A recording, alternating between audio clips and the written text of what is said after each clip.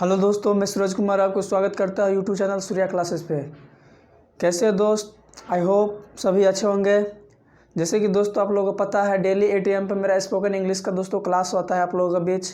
तो फिर से एक बार आप लोगों के बीच स्पोकन इंग्लिश के क्लास लेकर हाजिर हो चुके हैं दोस्तों, जो कि आज के क्लास में बहुत ही इम्पोर्टेंट जैसे कि प्रीवियस क्लास में आपको बताए थे कि शॉर्ट फ्रेजेस को किस प्रकार से आप क्या कर सकते हैं रट कर अपने घर में या अपने लोकल एरिया पे जिस प्रकार का हम लोग बातचीत करते हैं दोस्तों, घर में आसपास के इलाका में जो भी हम लोग बातचीत करते हैं उसी प्रकार का सेंटेंस आपको दोस्तों फिर से आज इस क्लास के माध्यम से जितना बताए थे प्रीवियस क्लास में, उसके आगे जो भी बात करने का तरीका है, जिस प्रकार से हम लोग बातचीत करते रहते हैं अपने घर के आदमी के साथ दोस्तों, आज फिर से आपको उसी प्रकार के दोस्तों सेंटेंस आपको बीच हम शेयर करने जा रहे हैं दोस्तों।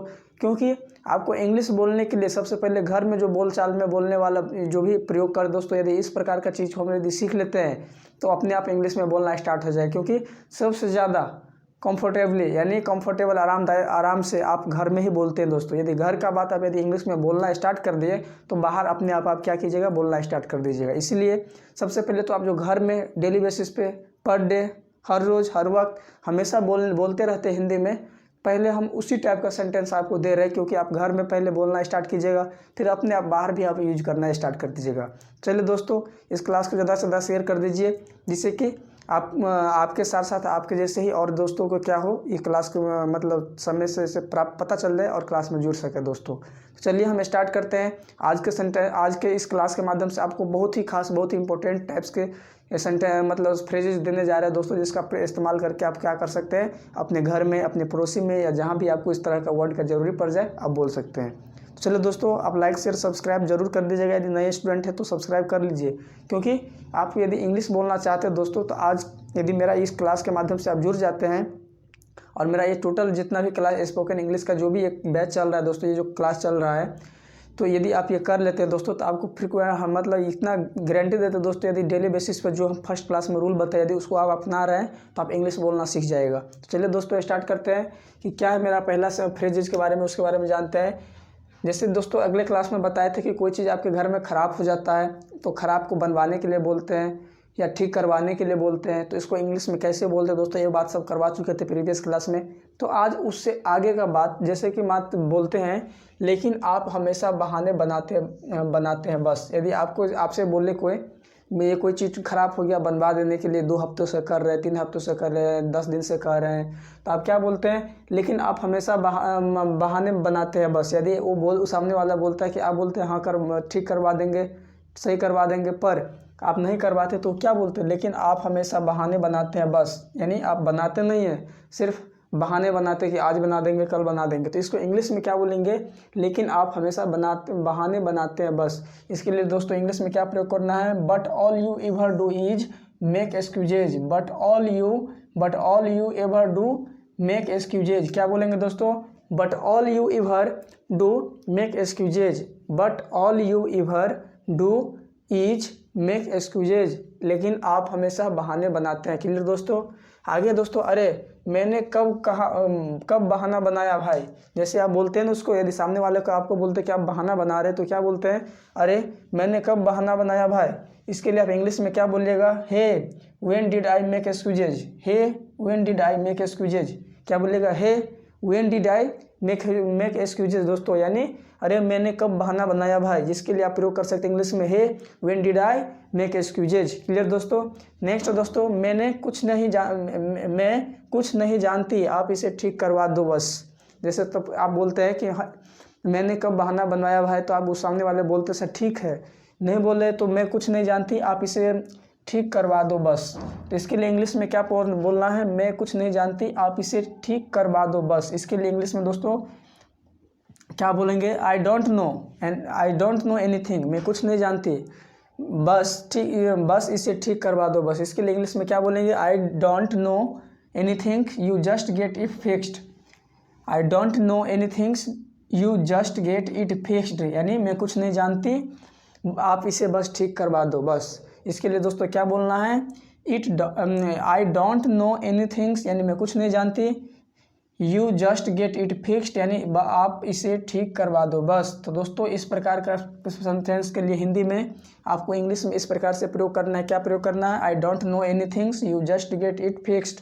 क्लियर दोस्तों। नेक्स्ट क्या? ठीक है, करवा दूंगा। जैसे आप बोलते हो सामने वालों को, ठीक है ये चीज़ हम ठीक करवा देंगे। कोई चीज़ ख़राब है, फैन, बल्ब, टीवी, फ्रिज, कुछ भी हो सकता है दोस्तों, तो आप बोलते हैं ना ठीक है करवा दूंगा, यानी ठीक मैं इसे ठीक करवा दूंगा। इसके लिए दोस्तों इंग्लिश में क्या बोलना है? All right I will get fixed. I will यानी ये विल है दोस्तों, ILL स्टॉप एस के साथ लगा हुआ है। तो all right I will get a fixed, ठीक है इसे करवा दूंगा यानी ठीक करवा दूंगा। नेक्स्ट दोस्तों क्या? अब ये एक खर्चा और बढ़ गया। जैसे आप बोलते हैं ना ठीक है करवा दूंगा यानी सही करवा दूंगा, सो तो आप सोचते हैं ना मन में या बोलते हैं बस ये अब ये एक खर्चा और बढ़ गया, यानी जिसके बारे में आप सोचे नहीं रहते, अचानक वो खर्चा आ जाता है तो आप क्या बोलते हैं? बस यह एक खर्चा और बढ़ गया। दोस्तों इसको इंग्लिश में क्या बोलेगा? अब ये एक खर्चा और बढ़ गया, इसके लिए इंग्लिश में क्या बोलिएगा? Now this is an additional expenses. क्या बोलिएगा? Expense.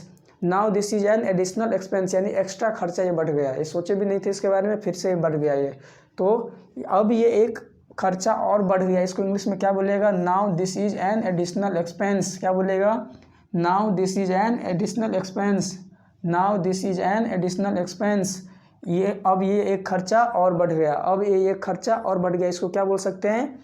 Now this is an additional expenses. दोस्तों इस प्रकार का सेंटेंस, इस प्रकार का वाक्य घर में हमेशा वो सुनने को मिल जाता होगा दोस्तों। आप बोलते होंगे, आपके पेरेंट्स बोलते होंगे, आपका कोई बोलते होंगे दोस्तों, क्योंकि ये जनरली घर में ही यूज होने वाला ये सभी वर्ड है। तो now this is an additional expense, now this is an additional expense. Next दोस्तों, क्या घर के सारे काम की जिम्मेदारी मेरी है? जैसे कोई एक ही आदमी से सब काम करते रहते हैं तो वो बोलते रहते हैं ना गुस्सा में आकर, या कैसे बोलते क्या घर के सारे काम की जिम्मेदारी मेरी ही है? तो दोस्तों इसके लिए इंग्लिश में क्या प्रयोग करना है? Do I have the responsibility for all these chores. Do I have the responsibility for all these chores. Chores का मतलब बता चुके हैं दोस्तों, काम होता है, क्योंकि प्रीवियस कुछ ऐसे सेंटेंस आया था तो यहाँ बता दिए थे कि काम से मतलब, चोर्स का मतलब क्या होता है? काम, CHORES। चोर्स का मतलब क्या दोस्तों? काम। तो क्या घर के सारे काम की जिम्मेदारी मेरी है? तो इसके लिए आप क्या बोलेगा? Do I have the responsibility for all the chores. Next दोस्तों, शुरू मत हो जाओ। जैसे ये बात बोलते तो आप बोलते हैं ना शुरू मत हो जाओ, यानी शुरू मत हो जाओ का मतलब झगड़ने मत लगो। दोस्तों इसके जैसे आप बोलते हैं ना शुरू मत हो जाओ, तो शुरू मत हो जाने के लिए दोस्तों आप इंग्लिश में प्रयोग कर सकते हैं डोंट स्टार्ट प्लीज। नहीं, शुरू मत हो जाओ, इसके लिए क्या बोलेगा? Don't start please. शुरू मत हो जाओ कि इंग्लिश में क्या प्रयोग करना है दोस्तों? Don't start please. नेक्स्ट है मेरे साथ शुरू मत हो जाओ। या तो आप बोलते हैं कि शुरू मत हो जाओ, या बोलते हैं कि मेरे साथ शुरू मत हो जाओ। तो दोस्तों जब शुरू मत हो जाओ होगा, इसका इंग्लिश में बोलना है तो डोंट स्टार्ट प्लीज बोलना है, या मेरे साथ शुरू मत हो जाओ, इसका मतलब don't start me please. Don't start me please. तो दोस्तों आप ध्यान रखिएगा, शुरू मत हो जाओ, डोंट स्टार्ट प्लीज, मेरे साथ शुरू मत हो जाओ, don't start me please.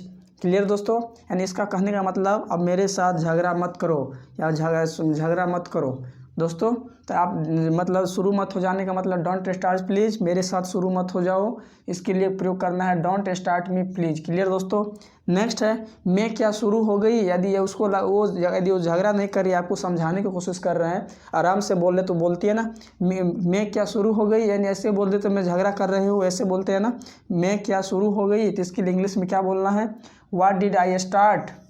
What did I start, क्या प्रयोग करना है? व्हाट डिड आई स्टार्ट, यानी क्या मैं शुरू हो गई। मैं तो उसके भले के लिए बोल रही हूँ, जैसे वो बोलते हैं ना मैं तो उसके लिए ही बोल रही हूँ, उसके भले के लिए, उसके अच्छा के लिए ही बोल रही हूँ। तो मैं तो उसके भले के लिए ही बोल रहा हूँ या बोल रही हूँ। आप अपने अनुसार प्रयोग कीजिएगा। तो इसके इंग्लिश में क्या बोलिएगा? I mean well for her. I mean well for her, या हिज हर भी आप हिज हर का प्रयोग कर सकते हैं अपने अनुसार। I mean well for her. I mean well for her, मैं तो उनके भले के लिए ही बोल रहा हूँ या बोल रही हूँ। क्लियर दोस्तों? तो इसके लिए मैं तो उसके भले के लिए ही बोल रही हूँ, उसके लिए क्या प्रयोग करना है? I mean well for her. वो इतनी समझदार है, उसे फालतू की सलाह मत दो। तो सामने वाला बोलता है ना मैं तो उसके भले के लिए बोल रही हूँ, तो इसके लिए क्या बोलते हैं? वो इतनी समझदार है, उसे फालतू की सलाह मत दो। इसके लिए दोस्तों इंग्लिश में आप क्या बोलिएगा? She is sensible enough, she is sensible enough, don't give her unnecessary advice, यानी वो इतना समझदार है तो मत उसे उतना वह काफ़ी समझदार है। Don't give her unnecessary unnecessary advice, यानी उसको और एक्स्ट्रा एडवाइस देने की ज़रूरत नहीं है। क्या बोल रहे हैं, वो इतनी समझदार है, उसे फालतू सलाह देने में मत दो। तो इसके लिए क्या बोलना है, she is sensible enough, don't give her unnecessary advice, यानी उसको फालतू का सलाह मत दो। क्लियर दोस्तों। तो इस प्रकार का सेंटेंस जब भी आपको घर में आप बोलते हैं, रोज़ डेली बेसिस पे इस तरह का वर्ड का प्रयोग होता है दोस्तों घर में, तो आप क्या कीजिए, इसको जैसे हम आपको बताए हैं कि डेली बेसिस पे इसको 3 टाइम्स रीड करना है। रीड करने के बाद में क्या करना है, जैसे आपको याद हो जाता है तो आप जहाँ भी इसके घर में या घर से बाहर जहाँ भी इस तरह का सेंटेंस का प्रयोग, फ्रेज का प्रयोग लगता है दोस्तों, इस तरह का वाक्य बोलने का जरूरी पड़ जाता है, तो वहाँ पे आप क्या कीजिए, इसका प्रयोग कीजिए, क्योंकि आपको बोलने से इंग्लिश आएगा दोस्तों। तो जैसे कि आपको बताया है, प्रॉपर तरीक़ा से इसको नोट तैयार कीजिए। नोट तैयार करने के बाद इसको 3 टाइम्स रिविजन कीजिए। फिर अपने दोस्त के साथ, अपने घर में, अपने फैमिली मेम्बर के साथ या पड़ोसी के साथ, दोस्त के साथ, जहाँ भी इस तरह का मतलब आपको इस तरह का वर्ड का प्रयोग करना पड़ जा रहा है, तो वहाँ पे आप इसका प्रयोग कीजिए। तो दोस्तों यही क्लास है और इसी प्रकार से आगे के भी बात जारी रखेंगे नेक्स्ट क्लास में दोस्तों। तो आज की क्लास में दोस्तों इतना ही, फिर नेक्स्ट क्लास में इससे आगे बढ़ेंगे, इससे आगे कैसे हम लोग किस किस नए नए सेंटेंस का प्रयोग करते घर में, वो सब भी आपको अगला क्लास के माध्यम से आगे धीरे धीरे ऐसे ही आपको मिलता रहेगा दोस्तों आज के क्लास में इतना ही। यदि अभी तक यदि मेरे क्लास को लाइक शेयर और सब्सक्राइब नहीं किए हैं तो कर लीजिए दोस्तों। आज की क्लास में इतना ही, फिर मिलते हैं नेक्स्ट क्लास में, तब तक के लिए टेक केयर, बाय बाय।